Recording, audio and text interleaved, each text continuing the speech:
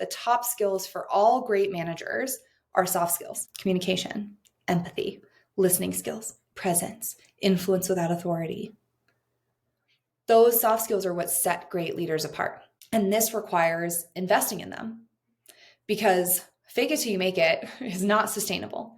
It works in some settings, right? There are times where I've been called in front of a CEO and maybe I don't know that CEO super well. Do I feel super confident? Do I feel really ready to present to a board? Maybe not. Maybe that day I'm a little more nerve-wracked, but I'm still going to go in there with confidence. I'm still going to go in there knowing that I know what I'm capable of. But we don't want to fake it till you make it, where you're going to take some job you know nothing about. I always joke, you see those videos on TikTok where the individual is like, oh, what are your Excel skills? They're like, my Excel skills are excellent to advanced. And then they get there and they're like, what's a VLOOKUP? And they're like Googling basic Microsoft Excel terms. You're going to build confidence when you're authentically curious about other people, you're working on your communication skills, and you're building repeatable habits. It requires reps to get stronger. That is true physically, and that is true with soft skills. Welcome back to this episode of Secrets of the Career Game. So many people are trying to navigate a corporate world that is laden with secrets, cleverly hidden, and unspoken rules to a game that most employees don't even know that they're playing. On this podcast, we try to give you a peek behind the curtains and some tips and tricks to ultimately make you successful in your career and help you progress a little bit faster. Today, we are talking about the confidence gap and essentially how soft skills will make or break your career. So if you have followed me for any period of time, you know how important I think soft skills are. I think your ability to communicate, advocate for yourself, talk about your own experience, build a personal brand network, end up becoming so much more important in your career than your technical skills. And most careers stall not because your technical ability caps out or because there are new technical tools. Oftentimes we're very technically proficient, but because of lack of confidence and soft skills. We don't communicate, we don't know how to have presence, and we don't know how to influence. And success, especially at the senior levels, is perception driven. It is about how people look at you and see you as much as it is about performance. We've talked about the 9 box on the podcast before. If you're not familiar, I highly recommend checking out in my book, Secrets of the Career Game. There's a whole chapter on it. But essentially the 9 box is the plot between your performance and your potential. Potential is all about perception. How are you seen by the leaders in your company? And that comes down to confidence and soft skills. The truth is, technical skills might get you the job. You may be asked to write a query in an interview. You might be asked your data analytics experience or how you've managed your project or what types of marketing campaigns you've led. That technical acumen might get you the interview and it might get you the job, but it won't get you promoted. And what holds most people back, especially as you start to get closer to those more senior levels, is not talent or technical capability. It is confidence. And so today we're going to dive in to why confidence ultimately matters more than you think, and how you can build it in a way that feels authentic to who you are and isn't just a sleazy car salesman tactic. If you sell cars, I'm sure you're super nice and not sleazy at all. That wasn't targeted towards you, okay? So if I go back a couple of years, I had this client. She was wonderful, technically gifted, great at her job, but really lacked the senior leadership confidence and soft skills. And as we worked together, she brought up multiple situations where she was asked for her technical opinion and she delivered it. But then in a meeting, maybe her boss led the meeting, or maybe she wasn't allowed to attend at all. Or in a meeting with the CEO, it ended up getting handed to somebody else to actually tactically deliver on her recommendation. And I see this all the time with my clients, because if you're getting promoted to the senior associate manager, senior manager levels, you have to have some amount of technical acumen. You do. You have some amount of technical capability that has allowed you to progress to that level. But then people stall out. Then people stop moving up. Then people can't get promoted.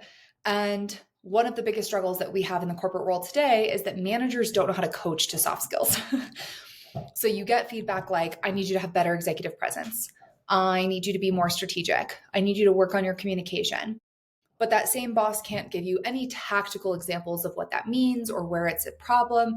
and you're not sure what you need to do and ultimately improve these areas. And so we get frustrated, we plateau, and our communication actually gets worse because instead of focusing on our technical acumen, now we're so hyper fixated on this communication struggle. We're frustrated by our circumstance, we become more reactive, and the worst version of our communication shows up. So if we think about the confidence gap, this idea that some people are more confident, that allows them to find more success in work. This is talked about in the Competence Code if you're looking for a book. There's often given an example of men versus women. Men tend to apply for jobs where they have about 60% of the qualifications, and women tend to apply for jobs where they have 100% of the things listed in the job rec. Now, we've done episodes before where I've talked about how I think this contributes to the wage gap in a way where women aren't applying for jobs when they're able to, and therefore holding their own wages back. But it also means that when we're hiring, very rarely, with very few positions, are hiring managers looking to hire somebody who's 100% qualified. I see it all the time when I'm working with recruiters or when I'm working with leaders that they will have a position, they will post it, they'll have this wish list of, oh, I want this person to have all of these things. They're going to have soft skills and technical experience, and they're going to understand how to do the Macarena, and they're going to have this huge list, right? Looking for a unicorn. And if they find somebody who has all of that, the feedback that I see all the time in recruiting circles is they're overqualified. We're not going to offer them a job because they are overqualified for the position because they met everything we wanted in that position. It happened. You guys can't even believe the amount of times I've sat on calls with recruiters, with hiring managers, with executives who are like, oh, we found this person, they're great, but they're overqualified. They're going to want a promotion too quickly because they have everything we need. They want people to grow in position. They want people to have opportunities to develop, but they want you to have the soft skills. They want you to be able to communicate that effectively. And this is where people make a mistake, is overconfidence, right? Pretending to be too confident in your capabilities leads to underqualified leaders, right? We've all worked for that one person who was exceptional at managing up, at communication, but sucked at the technical side, right? We've all worked for them. But on the flip side, underconfidence keeps people who would be great in those positions, who have the technical acumen, who have the soft skills, invisible. Because you're not putting your name in the ring. You're not putting your name in the hat for these roles for which you hold 60% of the qualifications. And I see that as a very good rule of thumb. About 60 to 80% of the qualifications you should have. Now, I have a unique school of thought where when I'm hiring, I don't care at all about industry experience or even education levels. So I see these roles get posted all the time, like we're looking for somebody with an MBA who has 25 years in oil and gas. Great. I don't think either of those are particularly relevant to finding a person who's really good at the job. A lot of the time, I think soft skills and technical acumen for execution are more important than industry knowledge and education. It's personal Kendall Berg-ism. Okay. But if you have everything else on the list, you've run all those different types of projects, you've interacted with all these different types of groups, you've led these initiatives, you've led these team sizes, and the only things you don't have are industry knowledge, you should be applying for that job. You are qualified. And underconfidence, you think, I'm being humble, I'm not ready, maybe it's not for me. It is going to keep you invisible. It is going to keep you from achieving the goals that you have. Promotions and leadership opportunities go to people who project confidence, not always the people who perform the best. If I look at myself in my own career, there have definitely been times, where I have gotten a role that perhaps I wasn't fully qualified for. It has happened because I have learned this art of confidence. I've learned this art of speaking up for myself, for self-advocacy. And I was put in positions where maybe I wasn't quite ready. Okay. But I learned a lot, right? Trial by fire, for sure. I've said it on the pod before, and I'll say it again. If you worked for me in the first team I ever led, I'm so sorry. Nobody trained me how to do that. I was not ready. Okay. But I figured it out and I grew. And that's what I think is so key is you may be slightly underqualified. You may be slightly unprepared. But if you can project confidence, confidently project confidence. I'm not talking fake it till you make it, which we're going to talk about in a minute. I'm talking truly believe in yourself that you can learn the things you need to be successful in that position. You should apply. You will likely do well in that role. And as long as you keep learning, you're going to continue to progress. And this reminds me, I had a client again, this would have been beginning of this year. I had an individual who worked for, or was a client of mine. She was put into a position she felt she was underqualified for. We did a lot of work early on in her coaching, trying to understand why she felt underqualified. And it came down to the fact that she believed she didn't have a specific technical skill that a subgroup in her organization had. She didn't have that technical ability. And so we came up with a plan where she was going to sit in that technical role as basically a fly on the wall for like 6 weeks, shadow people, sit in all these meetings to learn that skill. And what she found in those 6 weeks was there was nothing that this team was doing, asking, fixing that she had not done in some capacity over the course of her career. They were doing it differently. They were using a different technical skill, but it was the same execution. And we came out of our 6 months together with her going, okay, so how do I take my COO's job? Because I'm ready. These people don't know what they're doing. I want that opportunity. I want that scope. I'm ready for this role. And it is about understanding the components of her team that led her to have confidence in her own capabilities, right? So if we think of these soft skills as career currency, right? Building this confidence is a career currency. You have to build soft skills. You do. That's how you're going to get better. I wish I could tell you could get another certification or another master's degree and it would help. Quick side note, 90% of the time when I have somebody coming to me who needs to work on soft skills, the first thing they ask me is, should I get a master's degree?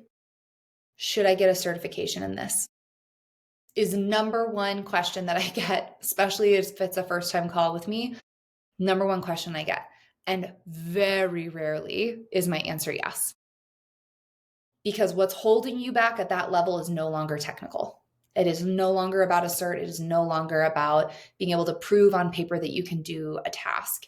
It is about your communication, your confidence, and your soft skills. Now, there are times I recommend a certification or a master's program if you're doing a big career pivot or if you're stepping into a new industry. There are definitely times, right? Don't get me wrong. There are times and places and spaces where it is appropriate to get a certification or a master's degree. But if you're doing it because you can't get promoted to director, it is not. Because a master's program is not going to teach you how to communicate effectively. They're going to get you a stamp on your resume, stamp, but it's not going to help you. So how do we fix it? How do we get tactical? How do we improve our soft skills? Number one, communication. There's so many episodes on this podcast about communication, but we're still going to talk about it. One, speak clearly. You are so in the weeds of the work that you do that you are not pulling yourself out to communicate effectively. There's a 3-step process to everything I communicate to everyone all the time. Number one, context. Why are we here? What's the purpose of today? Don't jump into the weeds of why we're here. Why are you here? We're here because I have a question about A. That's it. It should be short, simple. Step 2 is, what is the problem statement that we're trying to solve today in this meeting, in this proposal, in this session, in this team? What is the problem statement that we're trying to solve? And then the last step is your recommendation or your needs or your analysis and your overview of the answer, okay? The mistake most people make is they jump to number 3. Okay, so you're making a report on the number of birds in your yard. Okay, and you go into this meeting, and instead of going, hey, today we're here to talk about the number of birds in the yard, I was asked with having to count the number of birds, but as you can imagine, that fluctuates over time. So we have a bit of a problem statement there. The answer that I've come to is ABC. But what most people do is they go, so I sat on my back porch and I looked at birds and I counted birds and I saw 32 birds the first day and 41 birds the second day and 53 birds the third day and then only 8 birds the fourth day. And I'm not really sure how to average this. We go straight to the details. It is so much harder to understand that for a leader than it is to say, hey, I was asked how many birds are in my yard.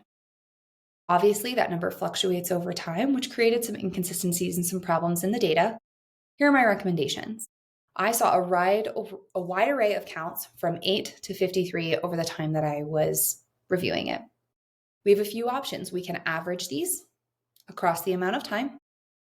We can take the highest count and assume that even if they're not present every day, that high amount is existing in the yard. Or we can do another analysis where we review it from different spots in the yard to see if that changes the metrics that we receive. I'm making up examples. The latter is so much easier to digest than the former. But you have to speak clearly. You have to organize your thoughts. You have to follow those 3 steps. So the 3 steps is key. You have to have authority over what you're saying. Don't, oh, I don't know, and I thought about it. Maybe there were some birds, and I was thinking that maybe I changed it. No. By the time you are going into a meeting, into a presentation, and getting somebody up to speed, you need to know what you want to talk about, how you're going to set the stage, and the authority of the answers that you have and the recommendations, right? If you don't know the right move, come up with a few. Hey, here are some things we could do. What do you want to do? That authority is going to lend to your credibility. Now, we don't want to get so married to a specific outcome that we lose sight of the fact that the other person might be more senior and need to make a decision, okay? But we want to have that authority, that credibility. The second thing is it comes down to presence. So this is nonverbal cues. This is body language. This is your energy, your vibe. I had an executive tell me that at some point in your career, it comes down to chemistry more than capability. I 1000% believe that. And I know what you're thinking. You're thinking, but what if they don't like me? What if my energy isn't high? What if I'm just a low energy person? What does that mean? That's not what I'm talking about. I'm talking about if you're on a call, you're present, you're paying attention. Maybe you're taking notes, maybe you're jotting things down, but you're active, right? You're speaking up. When you're in a room, it doesn't feel like you're distracted, like you don't care about what's happening, right? You must be present and you must have an engaging energy. So this comes down to little things like small talk.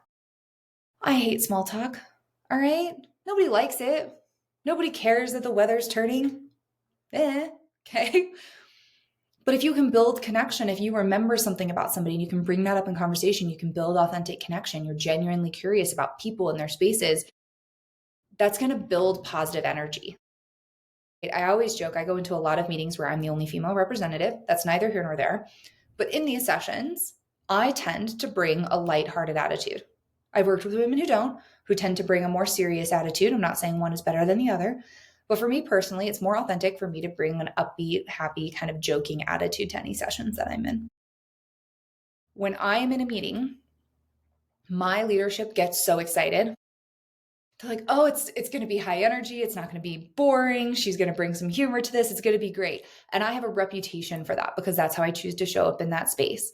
So as long as you are consistent, you're showing up in a positive way, whether that is lighthearted or humorous, whether that is coming more serious, but with high authority and credibility, you want to be consistent and you want to be present with it.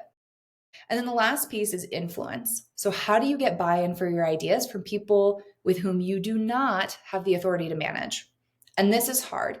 This requires base relationships. Steve loves Steve. He is not going to do what you want him to do just because you sent him an email one time out of the blue and copied your boss on it. He doesn't care. But if you have a relationship with Steve, if you interact with him, if you hop on the call with him, if you're genuinely interested in his life, and then you need something, and that something is also going to help Steve get closer to his goals, you'll be able to influence him. But it requires a base relationship. That's how you get buy-in. You have relationships. I've talked about Nemawashi before. It's mentioned in my book, Secrets of the Career Game. But Nemawashi is this idea that you're going to meet with everybody who's going to be in the meeting ahead of the meeting, one-on-one. You're going to get their feedback, their ideas. You're going to get them up to speed on your proposal. And then you're going to present to the group. That is going to eliminate so much disagreement in a public setting. Everyone's going to feel special, like you asked for their opinion, you got their buy-in ahead of time, and you're less likely to face direct opposition. That is strategic. That is getting buy-in. And influence also comes down to how you frame ideas in the first place. So going back to what we talked about with communication, if you can't frame your idea as important, relevant to other people, clear in a contextual setting, it's probably not going to get buy-in. So you have to be strong there. There was a project at Google called Project Oxygen, right? And it assessed the managers at the top of leadership and what they had in common. And the outcome of that project was essentially the top skills for all great managers are soft skills: communication, empathy, listening skills, presence, influence without authority. Those soft skills are what set great leaders apart. And this requires investing in them because fake it till you make it is not sustainable. It works in some settings, right? There are times where I've been called in front of a CEO And maybe I don't know that CEO super well. Do I feel super confident? Do I feel really ready to present to a board? Maybe not. Maybe that day I'm a little more nerve-wracked, but I'm still going to go in there with confidence. I'm still going to go in there knowing that I know what I'm capable of. But we don't want to fake it till you make it, where you're going to take some job you know nothing about. I always joke, you see those videos on TikTok where the individual is like, oh, what are your Excel skills? They're like, my Excel skills are excellent to advanced. And then they get there and they're like, what's a VLOOKUP? And they're like Googling basic Microsoft Excel terms, right? Don't lie. Don't be inauthentic. Be authentic. But you're going to build confidence when you're authentically curious about other people, you're working on your communication skills, and you're building repeatable habits. It requires reps to get stronger. That is true physically, and that is true with soft skills. The more you present, the better you will get. The more you speak up in meetings, the better you will get. The more you do a task, the better you will get, right? You need to start taking some practical steps towards getting more reps. So first step is micro wins. Build small habits that build your confidence. This could be something as simple as I'm going to start speaking up once in every meeting. When I say speaking up once, I don't mean thanks right before you hang up. Okay? I mean genuinely contributing an idea, asking a question, talking about how this relates to your team, some type of speak up in every meeting. You want to build feedback loops. So feedback loops is asking for input and normalizing, improving in different areas. When I'm working on something soft skills related with my team, I often tell them I want to give you real-time feedback. So in our meetings, you may get pings from me. They're not meant to be distracting, but I want you to have clear examples of where I feel we're deviating or where I feel we're doing really well. That is so helpful for the end individual to get that real-time feedback. I have someone who works for me who we've been working on summarization rather than detail orientation. And we're in a meeting, and every once in a while I'll chime in and say like, hey, just to take a step back. And anytime I say that, that person will message me and be like, damn it, I got too far into the weeds. Okay. But it's good because then we're building that feedback loop. We're getting better. We're improving in an area regularly. And the third thing is you want to build preparation. Those people who you see who walk into a meeting, who lead a meeting with confidence, who say all the right things, who always have the answer, you think they didn't prepare for that? You think they're just winging it? I have clients all the time. I tell them, before you go into a meeting, I want you to write down every single person in that meeting and what they care about. And then write down how what you're talking about relates to what they care about. If it doesn't relate to what they care about, you're going to have a real hard sell. So you got to figure out what that connection point is. You clearly need them on the call. So why is it important to them? You have to prepare. You have to anticipate questions. Again, Nemawashi helps with that. Prepping your list of attendees helps with that. You can also ask ChatGPT, hey, ChatGPT, if I'm presenting on this topic, what types of questions do you think people would ask? It's great. Over preparation is key when you're improving your communication. The last piece of this is we want to start to create an identity shift. When you are introverted, when you are not confident, when you have limitations in your soft skills, we tell ourselves over and over and over again negative things, right? I don't know if I've talked about this at length on this podcast before, but I have social anxiety. When I get into large groups, I feel uncomfortable, right? But then once you recognize that, you start to tell yourself, oh, I'm anxious in social situations. I'm anxious. And then the next session, you know what happens? I'm even more anxious because now I have built this repeating pattern in my head of how anxious I get in social situations. Okay. You have to change the identity that you tell yourself. You need to tell yourself, I am the type of person who is confident in meetings. I am the type of person who can summarize information clearly. I am the type of person who has answers to difficult questions or knows how to find them. Start to shift your identity. I've been doing this with social anxiety in my personal life of rather than saying, oh, I'm socially anxious, what if they don't like me? All these things I used to worry about. I listened to an etiquette podcast that talked about this and I thought it was brilliant. Saying, I'm the type of person who cares that others are enjoying themselves in social situations. So now when I go into a social situation, I'm thinking, oh, is anybody's drink running low? Do two people need to be connected in the room? How can I help so-and-so have a better time? That person's standing alone. Maybe I should go engage with them.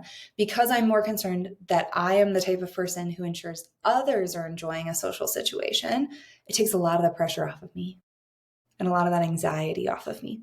So you need to work on what your identity shift needs to be at work for you to step more confidently into your communication and into these presentations that you're going to be doing that are going to help you increase your executive presence and stop being so invisible. Start being visible. You're doing great work. You're technically proficient. Might as well get credit for it, right? Ultimately, technical skills are going to open the door for the job, but confidence and soft skills are going to help you progress and help you stay in it, right? This confidence gap, it affects promotions, it affects salary, it affects raises, it affects job offers. It will be at the heart of your career. And if you build confidence through constant practice, through those reps we talk about, and your mindset, you're really going to start to see your growth improve. You're really going to see your career start to hockey stick. That's where you're going to see that development. So, homework. Your weekly challenge is in your next meeting. I want you to contribute at least one active thought in the meeting, even if it feels small. How it relates to your team, ask a question, make a recommendation, something. And I want you to consistently do this in one meeting a day this whole next week. Start to see how that repetition builds. Start to see how you get positive commentary, and that's going to reinforce that ability. It's going to start to change that habit. It's going to build that confidence muscle. The truth is that you do not need to become louder or somebody that you're not. You just need to let others see the brilliance that already exists in you. And having poor soft skills is like hiding behind a screen. They're unable to see how good you are at your job because they can't see past the difficulty in communication. Make it visible, make it clear, make it influential, and you're going to see the growth. Hopefully you guys liked today's episode. If you did, go ahead and give us 5 stars. And then if you have any questions, leave them in the comments below. Otherwise, we'll see you back here next week for another great episode.